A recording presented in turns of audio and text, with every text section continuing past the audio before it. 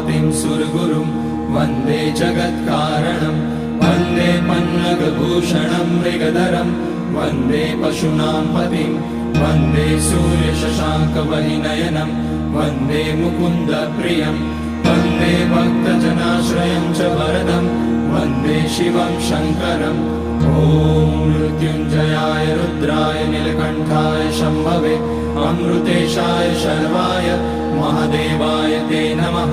नमस्तेस्तु भगवन् विश्वेश्वराय महादेवाय त्र्यम्बकाय त्रिपुरान्तकाय त्रिकाग्निकालाय कालाग्निरुद्राय नीलकण्ठाय मृत्युञ्जयाय सर्वेश्वराय सदाशिवाय श्रीमान् महादेवाय नमः।